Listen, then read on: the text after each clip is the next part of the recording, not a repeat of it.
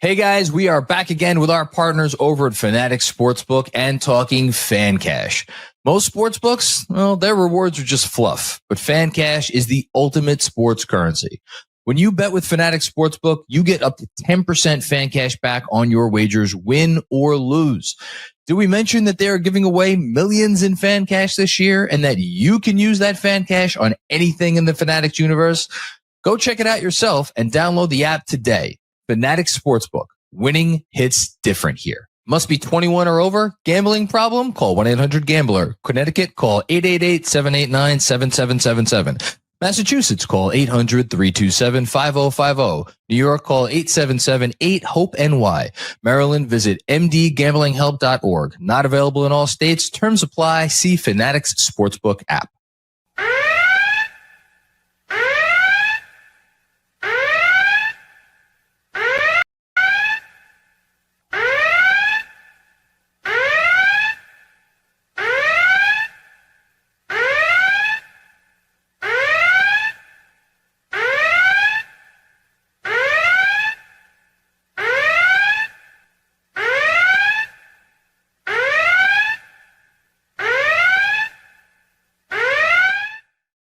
Oh my God. It's either been a while since I did an emergency live stream or we have since added that blaring sound because I was not prepared for that. Me either. Hey there, Knicks fans.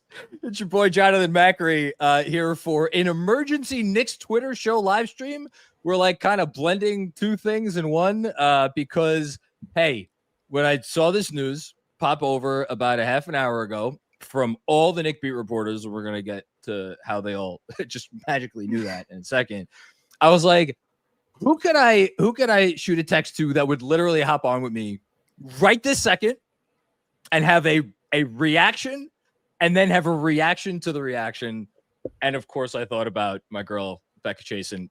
So hello, how are you? Hello. I'm doing great. Getting some news today. Yeah, opener tomorrow. Obviously there's some changes or some things we weren't sure about, but You seem very positive and calm and not at all bothered by the news that we just got. So I'm wondering, are you not internalizing what is happening or are you just that positive of a person?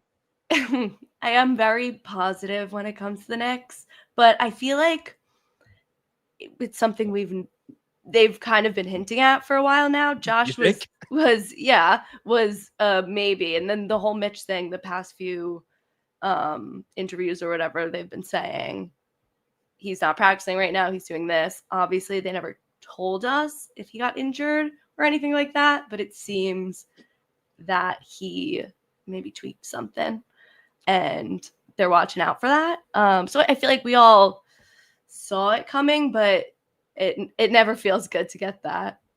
I want to start we're all friends here, right? Clearly. I want to start by just being out in the open and say that, like, I have an inherent distrust of the Knicks when it comes to anything that comes like out of the mouth of any employee of their organization when it comes to injuries, because I feel like that track record has been earned at this point. And if you didn't think it was earned, the whole OG Anunoby, he's day to day, he'll be fine. Give him a few days, give him a week. And then he gets surgery and he's gone for whatever that was, a few months, the first season that like he was here. So like, that's where I'm coming from before I get into that. So I just want to like warn you and everybody else. I think most people watching this probably know that about me, but I did feel like I needed to put it out there because what I'm about to say may seem harsh and unfair. That's it. The fact that they are still calling this injury management and Mike Brown, you laugh. It's funny. How could you not laugh at this though? Because he came out there. Yeah. And look, let me be clear about this also. I'm not blaming Mike Brown one iota. This isn't Mike Brown's doing. This has nothing to do with Mike Brown. Mike Brown, I'm sure, would just as soon like to come out there and be like, hey guys, this is what happened. Of course. It stinks. We got to deal with it. Right. For him to come out there yesterday and have a back and forth with Zach Braziller of the Post and Zach is like, and Jack pointedly, smartly asked him, if Mitch misses the opener, are you at that point willing to say that this is not just injury management and this is or workload management and this is an injury? And Mike Brown, God bless the man, responded with, well, now we're getting into hypotheticals. And God knows we can't get into hypotheticals. Did you have the same reaction to that before we get into this news? Yeah, with that, him, toying around it. I feel like it has been, I mean, listen, the season hasn't even started. He has been a little better than Tibbs when it comes to giving us stuff. However, yeah, he says more, but yeah, I mean, I can't put it on him. He definitely wants to, he'd tell us, but they're not telling us. No, he's not. So not today. And again, and this is where it gets into the funny stuff. So the report that we got, I just want to make sure I got it. And it's okay. So again, I've said this before for anybody who maybe doesn't know, whenever you get every member of both the beat and the national, when it's the beat and the national media, what happens is Knicks PR sends out a text to all of these people because they're on a group text. And they all get the exact same thing, which is why, coincidentally, everybody had the same source at the same moment. Guess what? It's Knicks PR. So what Knicks PR is telling them is left ankle injury management. So we've graduated to the heavy petting stage of the relationship because we've now at least included the word injury in the designation, but it's quickly followed by management, which is why I don't understand. Anytime someone's not playing because they're injured, they're managing an injury. So they are slowly bringing us from load management to injury just by adding that second word, because you're managing an injury for everything. And that's me with like the semantics, but it's important. They're slowly guiding it to just be, well, I hope not, but it seems like they're saying, yeah, he's injured. Yes. Again, we're not chugging around first base. We're like tiptoeing. We're getting a lead. We're getting a lead off of first base. We're like thinking about stealing second. No. So the Mike Brown, again, as of yesterday, and I think as of today, I'm pretty sure, said there's no injury.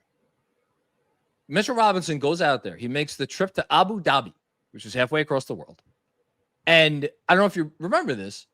Not only did he play in the first game, he played almost the entire first half. He played like 18 minutes, pulled down 16 rebounds, looked like a monster. It was incredible. Awesome. I thought the best player on the court. Mm-hmm. And then the next Abu Dhabi game was just 2 days later. So if you were really managing something that was already existing and not a new thing, you would think, all right, the guy just had a flight halfway across the world. They've been running the Knicks roster around, doing photo ops, doing this, getting on fucking camels, having birds on their shoulders, all this fakakta nonsense. Maybe sit him out the immediate next game. So it was not, nope, they didn't do that. Sent Mitch out there again, played him again, starters played the first half. And then they get back and then they have another game against Minnesota Timberwolves. And he plays in that game too, except he plays only the first half. And whereas all four other starters go out there for the third quarter, Mitch stays on the bench. And we have not seen or heard from him since because he has allegedly not practiced and he certainly hasn't played in a game. If that is not like something happened to the ankle, what are we doing here? So I'm wondering if it even could have happened that second game in Abu Dhabi, and then he's like, I'm good, let me play, and then it just didn't work out. And you know what? We're never gonna know. No, never. We'll never know anything ever about any potential injury.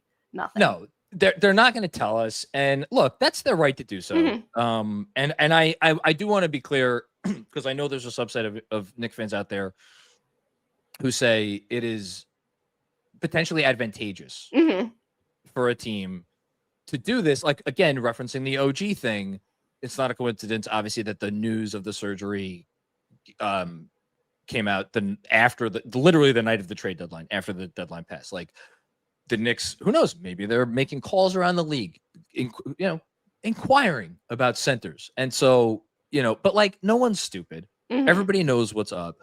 So now we're here, and I'm going to get back to the present tense. I'll just ask you, because I mean, you can probably tell where I'm heading with this one, but I think this is a big deal. Do you think this is a big deal? And actually, we should mention Josh Hart also out, but like we know what's up with Josh Hart. We know this is back. So I'll ask a two-part question. Do you think that this news is a big deal? And if you do, which do you think is the bigger deal, Mitch or Josh? I feel like, well, I saw your tweet, I think it was, that was like the Mitch thing they've been hinting for a while. Was that you? I don't know. Hinting for a while. And the Josh thing is almost a little more worrying because, like, sorry.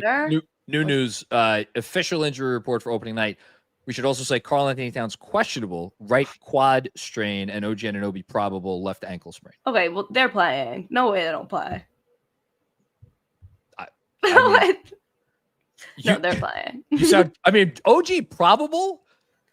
You know what? If where's probable is above questionable, I guess. Probable is like 90% they're playing, and if it was any player other than OG with a probable designation, I would react the same as you. Definitely playing. Cat questionable. I don't know. I'm questionable with my response to that questionable designation. Anyway, so back to Mitch and Josh. Do you think either is a big deal? Do you think is a bigger deal? The Mitch is something I feel like we're so used to. So we kind of know what things are getting into with that, and just like his injury prone self, like in general. The Josh, I don't like that he's been out since the first 5 minutes of the first preseason game. Played 7 minutes. 7, my bad. In that it's still bothering him. Also, that was like a non-contact thing. So that is worrisome. I mean, we were on the way for him not playing. Both of them not playing, they basically told us before in so little words. But injury-wise, I feel like I'm maybe more worried about Josh's back not being okay than I am with Mitch, because we've seen that before. And he came back and did great. But definitely frustrating with the aspect of us not knowing what happened. But the Josh injury is a little more scary for me. So I think that's the right answer, because you're, I don't know how old you are. You're a hell of a lot younger than me. So you may not know this, but backs are the sort of thing that, like, once a back goes bad, like, it doesn't tend to just magically get better. And the fact that this is a back injury for a guy who plays like he was shot out of a cannon for every minute he's on the court, him having a back injury is like not ideal. And then when you add it to the finger issue, which he already has, which I forgot about that one. Yeah, I know, right? Totally forgot about that. Listen, if we didn't all see his finger, the Knicks would tell us that there was nothing wrong with that either. That was all Josh. Like, Josh was the one who said that, you know? It's not like they told us. So yeah, I think he posted a picture of it and was like, this is it. Yeah, it's not straightforward guy. It's not what you want. Anyway, so I agree with you that the Josh back thing is the right answer, because it could affect him all year. It's not the sort of thing like you sit out for a period of time and it's like definitely going to get better. So that said,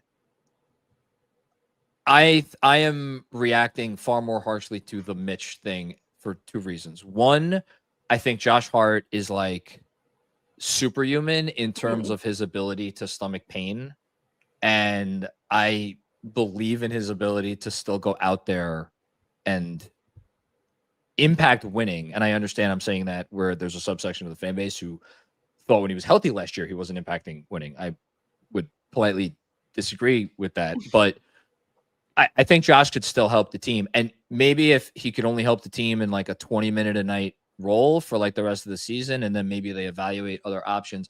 Now, I do think there's an issue before we move on to Mitch. And my guy, shout out to my guy, Alan Sepinwall. He texted me this before. Why not just have the surgery on the finger now, give the back X amount, whatever, of weeks or months to rest? I got to tell you, I would love to know what the injury is to the finger, which again we don't know, Yeah. and what that timetable would be. Because if you told me, hey, Josh could sit out for 6 weeks, have the surgery on the finger, it would heal in 6 weeks. Now I don't know that. Maybe it's 3 months, you know? So I don't know. Would you entertain that? Yeah, I mean, but again, I don't know what's wrong with his finger. I don't know what. I'm not It's a doctor. bent the wrong way. We know that. What surgeries they have to fix that. I mean, they definitely do. 6 weeks. I mean, hate going without him, but if that meant his back could, fully recover and his hand would be normal, sure. Yeah. I don't know. Are they going to do that? Probably not. Probably not.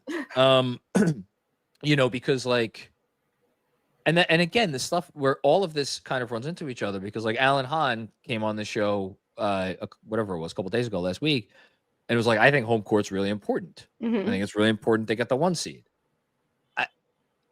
I don't know that I care that much about that. Frankly, if they went into the playoffs as like the only thing I guess I would want to avoid, ideally, I'd probably want to avoid the 4 seed, because if you're the 4 seed, then the Cavs are the number 1 and they're far away number 1, like you don't want to play them in the second round. Yeah. But like, I don't know. I think the Knicks are, and maybe this is a hot take, I think the Knicks are geared to withstand. Again, let's focus on Josh. The loss of Josh for, let's put it 6 weeks, just to throw something out. I think they could withstand that, but maybe I don't know. I think so too. I mean, we have a bench that will probably play, even if he was playing, would see some time anyway, so they'll get better. I think we could. Don't want to lose Josh, but if that was a situation that we totally just made up right now, or you totally just made it up, I make up a lot of I would say, yeah, do it. This is not surprising, but because we kind of knew all these things. Cavs injury report for opening night: Darius Garland and Max Strus both out. Though both of those were expected. DeAndre Hunter questionable. I know he had been going through some stuff. I'm not sure if the questionable designation was expected for him. So I don't know. We'll see what happens there. Okay, Mitch. Maybe this hurts so much because I went on our crossover with Locked On Knicks last week and predicted that Mitch was going to make first team All NBA. Or not All NBA, All Defense. Yes, yeah. Which you need to play 65 games to have a chance at that. That's not aging great. And maybe it's just like I've been through with Mitch. I've ridden the highs. I've been like super I've always tried to be very super supportive of him. There have been other times where the injuries have gotten me to the point of frustration where I'm like, we need to explore trading this person, because you can't live and die always wondering when the next injury was going to come from. And I entered this season with such a renewed positivity, and now this happens. And they just took that right away. It's like it really does feel like the rug has been pulled out from under me, and yet that's on me, because if I was banking on a healthy season for Mitch, that's a me problem. That's not a Knicks problem. That's not a Mitch problem. That's a me problem. I think it's also something that's expected that at some point he'll get hurt. Did I think for the home opener? No. I was at one of the preseason games, and if you saw him on the Knicks Instagram, they asked me and my dad, they did a little thing, and they were like, who's getting the first dunk of the season? I said Mitch. It was a good answer. And now he's not playing, and I'm pissed about that. Oh, yeah, that's right. Yeah. You know what you should have said? You should have said Huck Porty. I should have. Well, in my head, I was like, well, if Mitch is starting, it's going to be Mitch. My dad said Deuce, so. Well, okay. So that's a good transition, which we'll get to in a second. But so look, is it possible Mitchell Robinson misses this game, misses one other game, couple other games, and he's back and he still plays 50 plus games? That's absolutely possible. I don't want to make it like the sky is falling, because again, we don't know that the sky is falling because we haven't been told anything. But again, the fact that it's the season opener and we're already here is bothering me. And the other part I think that's bothering me is the fact that it seems pretty clear to me that Mike Brown looked at the roster he has and decided pretty early on, if you like paid attention to what he was saying, and you certainly paid attention to the first couple of starting lineups he put out there, that he thinks the best chance that this Knicks team has to win at a high level is with Mitchell Robinson or a traditional five, starting alongside Karl-Anthony Towns, and then Karl-Anthony Towns starting at the 4.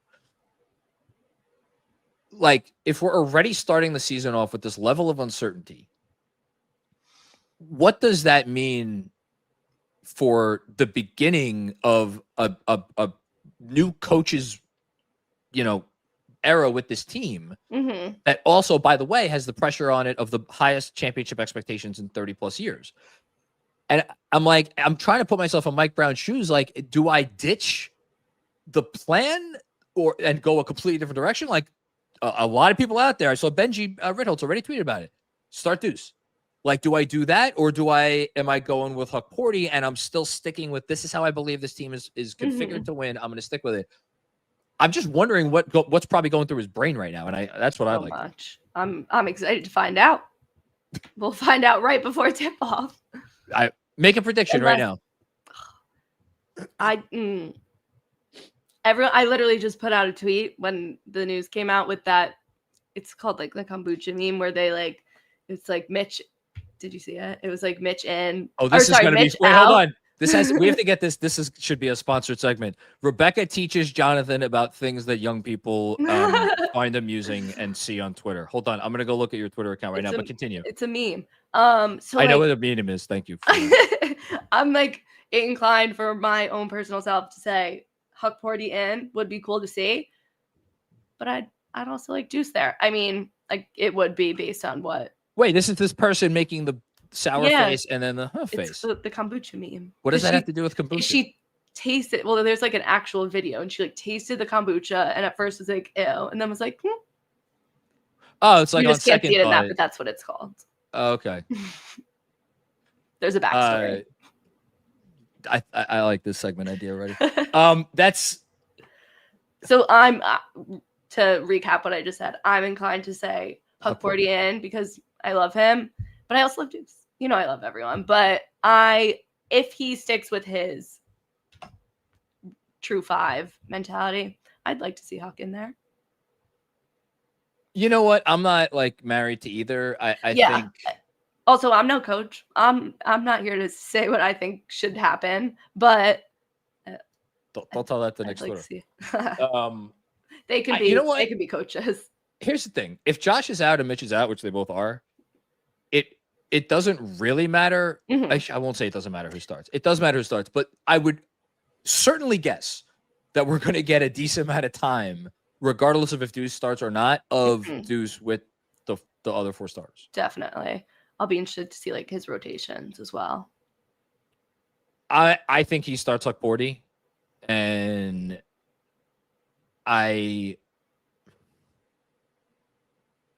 and then the only other thing, and then maybe we'll do a little scrolling of Knicks Twitter and see what people are talking about.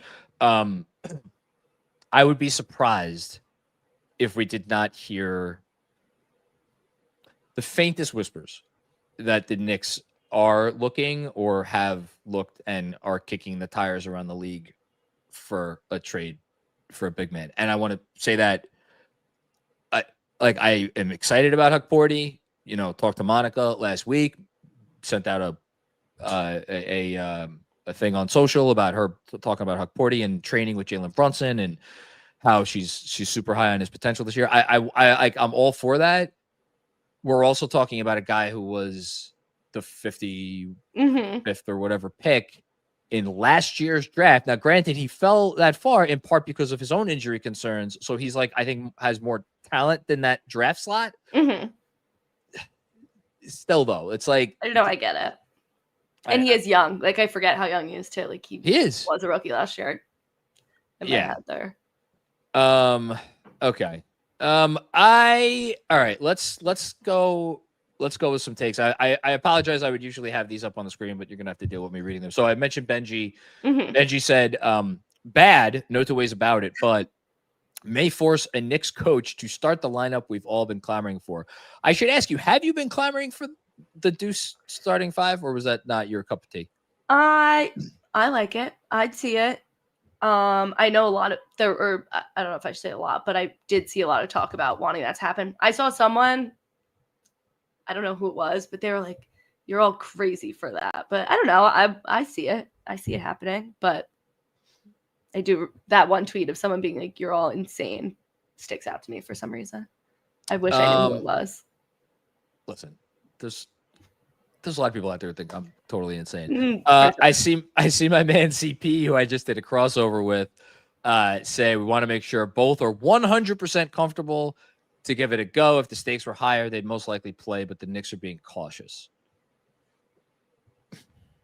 It's a fair point. But I want to be like fully on board with that. I really do want to drink that particular Kool-Aid. Man, it's the season opener. No, I know. Of a year in which you are the favorite to get out of your conference to make the finals. That's the one part. It is technically just the first game, but like it's the first game. It's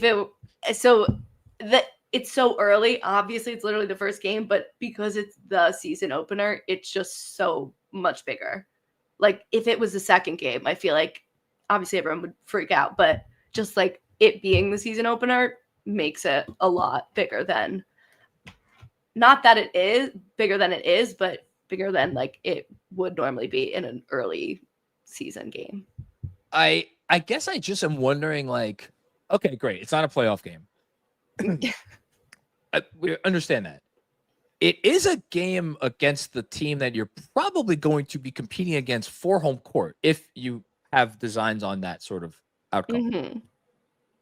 And like, where's the line in the sand between like, okay, well, the first game's not important. All right. Well, second game's not important. Yeah. Third game's not that important. And I sent out a kind of a joking tweet earlier today, so like being like, we're a week into before Christmas, and Mike Brown's still going to be up there being like, well, yeah, if you really I saw that. No, but I'm like, but seriously, there's like there has to be some sort of like, where is there accountability here? That makes sense. Yeah. I don't know. I'm looking. Somebody put a picture of a sad penguin. Is that a meme you're familiar with? I don't think so.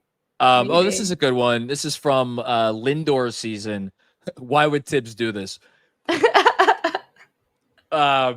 Somewhere, Tom Thibodeau is just sitting. Somewhere. He's in Boston right now. Oh, that's right. He's in Boston. He's sitting there and be like, you don't got me to kick around anymore. Not my fault. No, it isn't his fault. I should ask you as I continue to scroll here.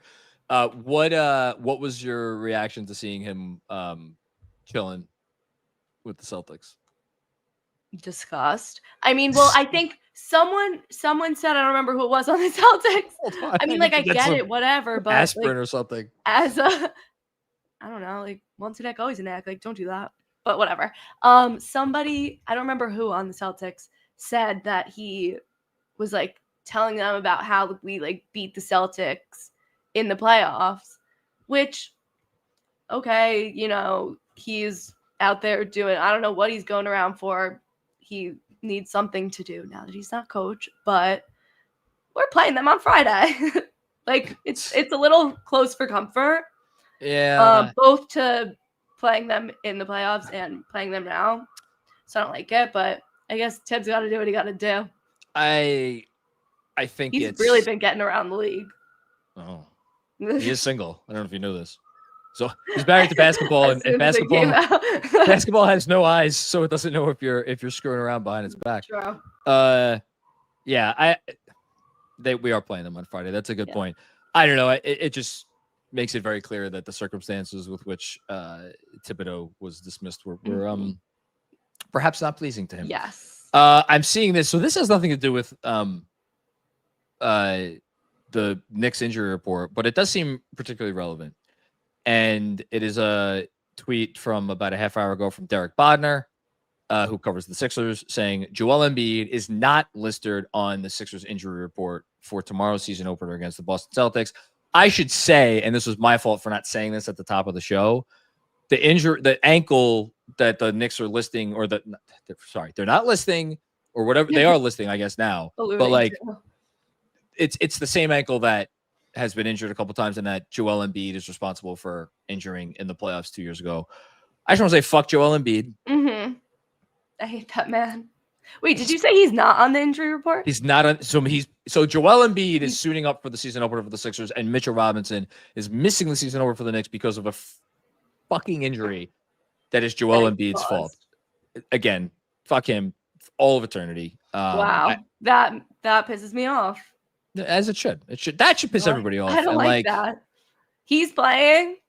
He's playing. I don't like that. Not ideal. Yeah, I don't. I'm trying to think. I mean, it seems like people are I'm like scrolling and seeing a bunch of stuff. Yeah. It seems like the gist that I am getting is that most people are pretty down about this. Yeah. I'm seeing what I was seeing was like a lot of people being down on it, and then other people being like everyone chill out. Like, this isn't a big deal. We knew this, blah, blah, blah. But it's always like that on Twitter. It's always mixed. Everyone's telling everyone to shut up, calm down. But I always pride myself on being able to like kind of cut through the noise and be on one side or like, and find like the happy middle ground. Mm-hmm. And it's always interesting when I find myself leaning more towards the reactionary side, because I'm forced to ask myself why. Why is that? And I've talked about that a little bit already with like, I was very high on Mitch, and this is just frustrating from a purely emotional standpoint. But also,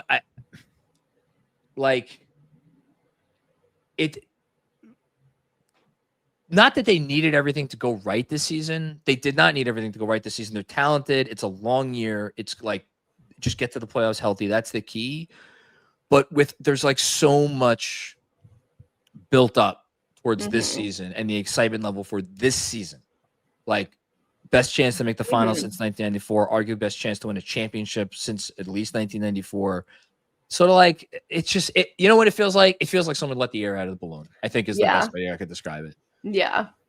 Like, I don't know if it's something huge to worry about, but it's sad. The season opener. It's the season opener. The Knicks are finally back, and they're not playing, and it's sad. But yeah. Well, look, we'll see. Does this change your opinion as to whether they? I mean, you're going to the game. Does this change your opinion about whether they're gonna get a win tomorrow? No. God bless you. God bless you. I'm very much like, they're winning every single game until they tell me otherwise after the game. Whereas after Brown's press conference yesterday, I was like, is the line still Knicks by 3.5 in this game? I don't know the line stuff and the betting stuff, but I'm saying they win. Well, no, the Knicks were still favored. I'm not sure if the Knicks are still favored now. Yeah, I should probably shout out to our friends at Fanatic Sportsbook. I should have the line. You know what? What the heck? I could probably look it up right now. I should learn more about that. It's it just adds a little fun. That's all it is. It just adds a little fun. Yeah. Wait, hold on here. They may have taken the line down because of. Yeah, I don't see the line. That's interesting. They're switching it. Well, yeah, I mean, look. Oh wait, no, here it is. Never mind. Okay, so here we go. Knicks are now a 1-point underdog.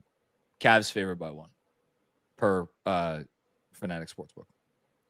Okay. So I have to imagine that changed in the last hour. Yeah. I mean, look, I still have faith. So they're going to go out. They're going to probably start Huck. And then off the bench is going to be Deuce, Clarkson, Yabusele. All right, let's end on this before we get out of here. Who's the 9th man? Because I don't think he's going to play 8 on opening night. I think he's going to play 9 guys. So I think the candidates. Actually, honestly, I don't even think it's that dispensable. I think it's going to be Landry Shamet.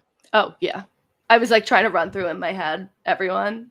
I was struggling, but yeah, no, I think Shamet.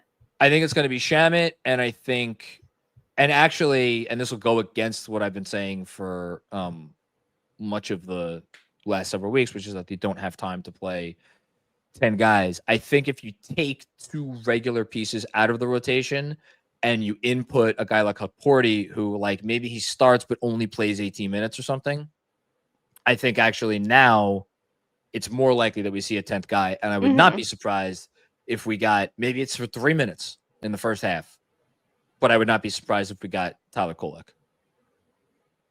Okay.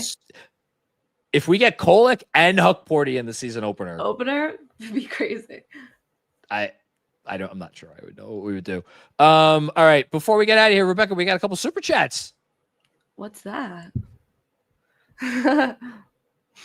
So, folks, people, Knicks fans, you never know, can show their generosity, and they can make a comment and have that comment like appear in color on the YouTube stream, and they pay money for the right to do this. That's crazy. I'm gonna put up your first super chat ever as part of this program because it's the first live show we've done together. This is from frequent super chatter Bill Peterfriend. Not buying load management, not confident way to begin the year. I completely agree, Bill. Yeah, I agree as well. I look. I don't think anyone's buying load management at this point. I actually am really, because they clearly told Brown to go out there and be like, do not say he's yeah. And now they've kind of screwed Brown over because they've put, again, They're making him look like discussed, that. they put the word injury in there. So, so you're too young to remember a gentleman by the name of Bill Clinton had in a live, I don't know if it was the impeachment hearing, but did a thing live on television where everybody, all of America could see, and it was about his dalliances with Monica Lewinsky. And at one point there was a famous line where it's like, well, it depends on what the meaning of the word is. That's gonna be Mike Brown when he talks to the press tomorrow. It's like, what is an injury really? Yeah. Do any of us know? What is it to manage something? We're gonna see that tomorrow. I'm managing things every day. Okay. Christian Herman, what's going on, Christian? Not a fan of Mitch not playing in the opener. Yeah, I mean, I don't think anyone's a fan of this. If they were just being super cautious, I'm trying to think, like, if I knew that would make me feel better, but at the same, like, you know what? I guess I'd be okay with that. I just don't believe that's what it is. Yeah, well, it's definitely not that. And, like, I don't know if you're being super cautious. He'd play for, like, 10 minutes. I don't know. Get him out there. It's opening night. It's like, it's an injury. That's just what it is. I just don't. And they're scared to say it. That's what it is. If I bought it, Christian, I think I actually would disagree with you. I think your stance, by the way, Christian, is a extremely fair one. Like, but I don't know. I just think he's hurt. And then who do we got here? New York City Sun. Great to see y'all. Great show. See you on Twitter. Awesome. See you on Twitter. Thank you. It's great. And then some folks talking about Pacome and McCullough and DOR. I don't think any of those folks are getting in, but you never know. All right. Look at us. We talked about this for 40 minutes. I told you I'm like, just a couple minutes. That's all. Yeah, well, it works out perfectly. Yes, you have things to do. What do I have to do? I probably have something to do. I have 2 children upstairs that I should probably see what they're up to. Probably. Rebecca, before we get out of here, tell the fine folks at home where they can find you and see you and all that great stuff. Like on Twitter? Like on Twitter. You can find me on Twitter at Rebecca Chasen. I just realized that we didn't have the name. Yeah. That's where I am. You can tell that you could tell that Andrew Claudio is not producing this because this is left up to me. Yeah. Apologies for that. All right.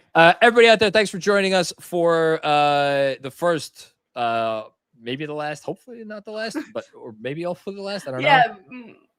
Not this. I don't want to do this sort of emergency next Twitter show again. On emergency stuff. Let's come with some like better vibes next time. But thanks for joining us. We got a ton of great stuff on the way over the next 24 hours. Of course, culminating with the game where I will be with DJ Zulo for the watch along. So you can check that out on the Knicks Film School YouTube channel. And then DJ is going to join me for the start of the post game. And then, Yeah, hopefully we'll be talking about it next win, even with no Mitchell Robinson and Josh Hart. I All think right. you will be. Let's hope so. Let's hope you bring some good vibes to the Garden. All right. Everybody, thanks again for checking it out, and we will talk to you soon. Peace out. See ya.